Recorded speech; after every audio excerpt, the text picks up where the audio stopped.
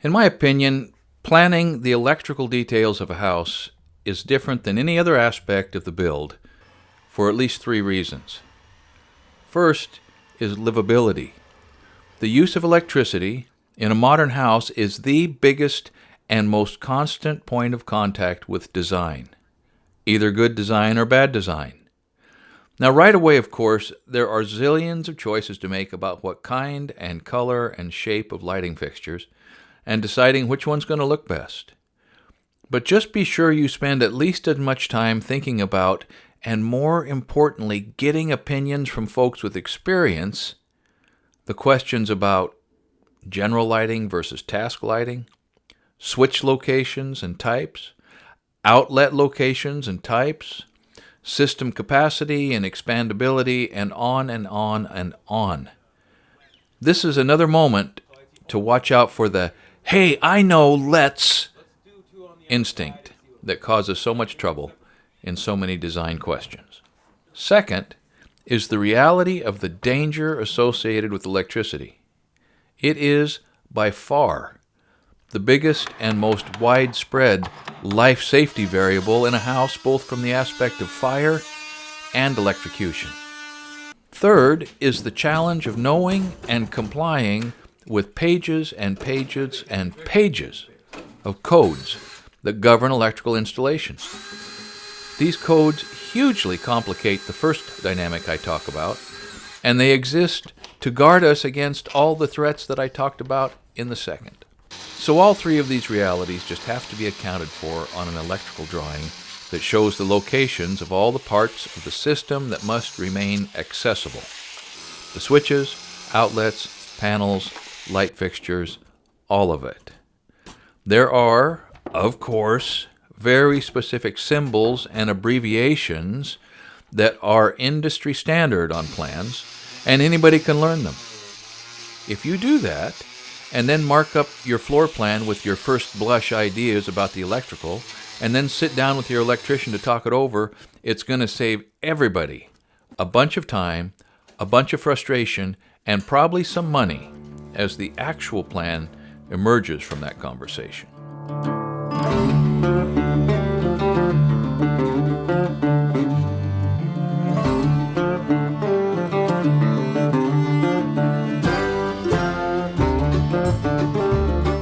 The first task is to scatter and then lay out to perfect locations and nail up the boxes and fixtures that live behind the drywall. Pay serious attention to this.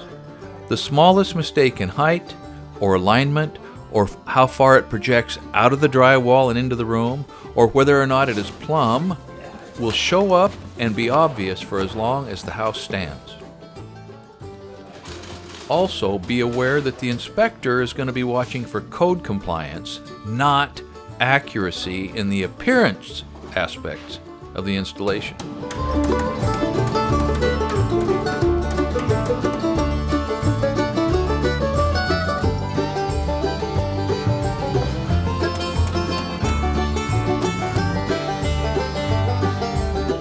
So just a little more about drilling these holes. You probably noticed that this big red drill motor is similar to the one that Phil uses. Now, for years, a Milwaukee hole hog was a standard issue tool for drilling heavy holes like this. They have incredible torque. They work great, but they're a much shorter tool. Now, sometimes that works for you because you can get them into tighter spaces, but what it really means is that when your bit hangs up in the cut on a nail or just in a hard bind, that hole hog is going to start to spin. And with the short handle, you just can't stop it. Lots of folks have been hurt by that great tool. These longer drill motors give a guy the extra leverage that you gotta have to be able to control all the power that's being discharged at the tip of the bit without breaking a bone. With the panels, the boxes, and the light cans nailed up, it's time to start running the wire, or roping the job. When an electrician is nailing up the boxes and cans, he or she is also noticing and thinking about and planning the routes that the wires are going to take to get to those boxes, so once the drill comes out, most of the holes can be drilled at one shot.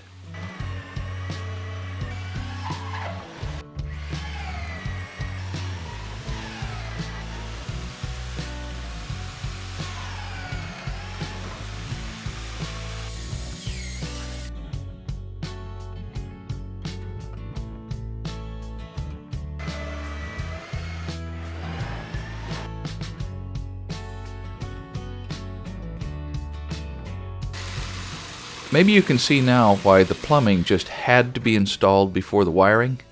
It would not have been possible for Phil to have done his work with the waste and vent system, or with the water lines themselves for that matter, with the wires already running through these spaces. And besides that, notice how vulnerable the water pipes are to the work that Simon is doing here. The corners of these drill bits are sharp, and it could easily make a little bitty nick that would damage a pipe, perhaps go unnoticed, and cause big-time damage to the house down the road.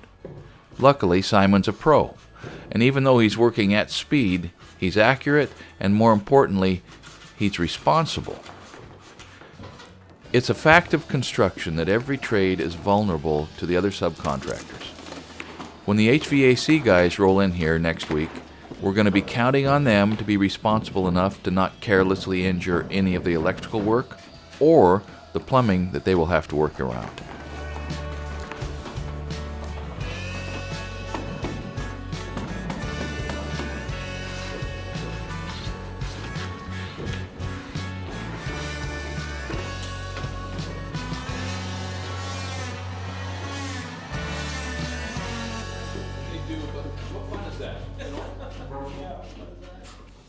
Wire management is a real deal. The jacket or the sheath on Romex wire is a safety item, and it must not be compromised. So if your wire develops a bunch of kinks, and then you pull those kinks through the holes that you've drilled, and you tear or pull back or cut the sheath, the jacket on that wire, you're going to get called out. Your job's not going to pass. That's a no-no. This means you better figure out some way to unroll that spool as needed with no knots or bird's nests.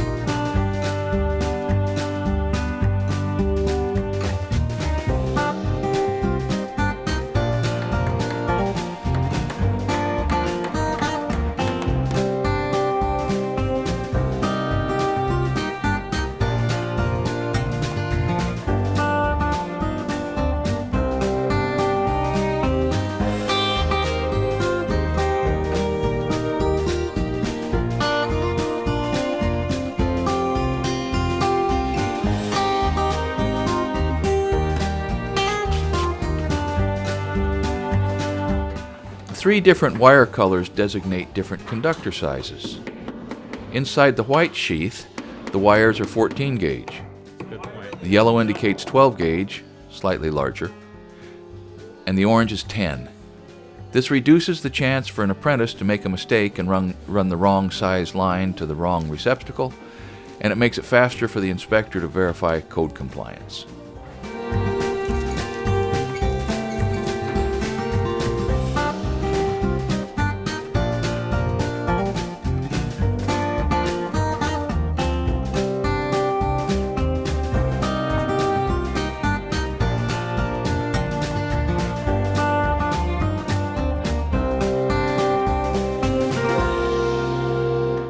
As you can see, a right-angle drill motor with about a 13/16 or maybe a 7/8 inch drill bit is terrific for drilling through the studs and the heavier pieces. A cordless drill works great on thinner material. Make sure the edge of the hole is at least 1.25 inches away from the edge of the stud, or be sure to put on a nail plate to protect the wire.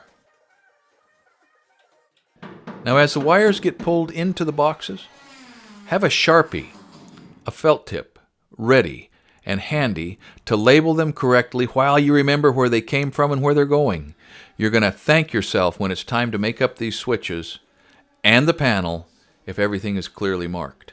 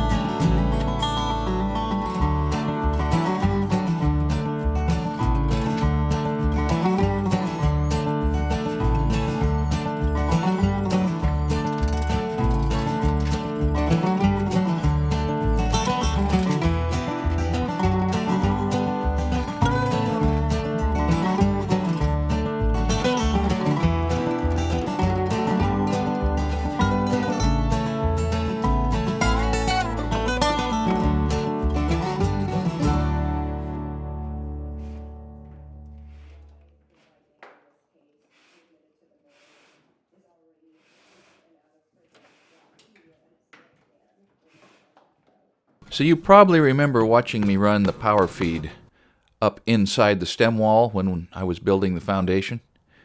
I did that so the 3-inch conduit that's holding the line from the street coming into the house wouldn't have to be exposed, coming right up against the outside of the siding into the bottom of the meter base. It's jarring enough to have the meter base right here front and center, but like Larry would say, that's the code. And at least recessing it back into the wall cavity is a lot less obtrusive, even if it is a lot more effort.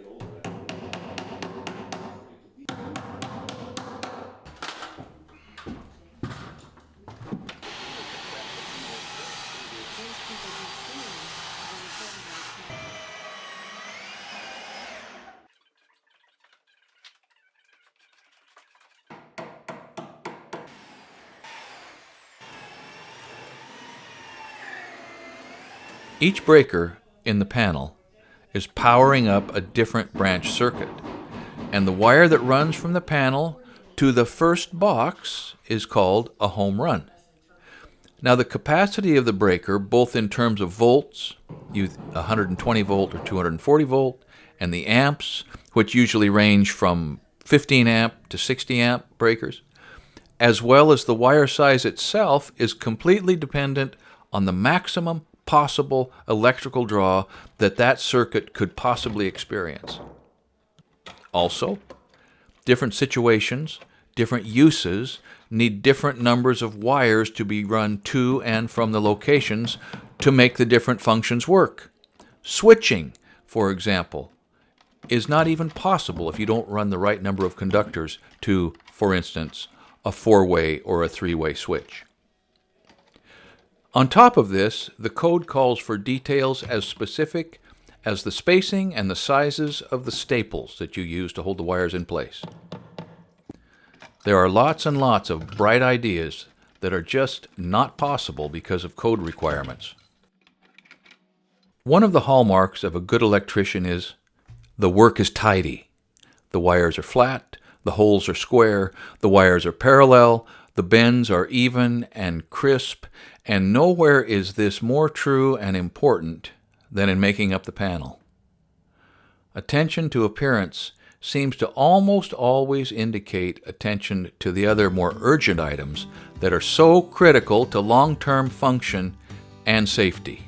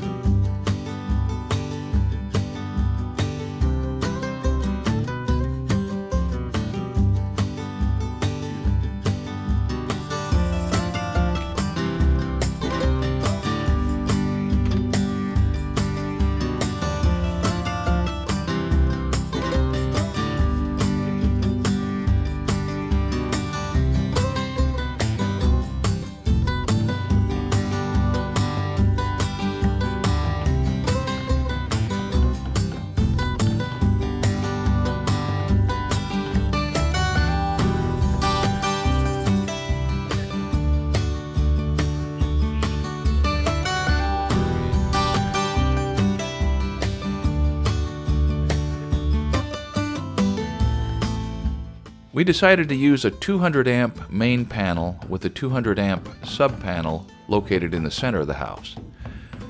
Now, since we have natural gas here in the house, the maximum electrical draw is greatly reduced. And because we will need a lot of space for individual breakers, and because the main panel is clear out here on the very front corner of the whole deal, it made a lot more sense to go with two smaller panels rather than a single 400 amp main panel. Thank you for watching Essential Craftsman, and keep up the good work.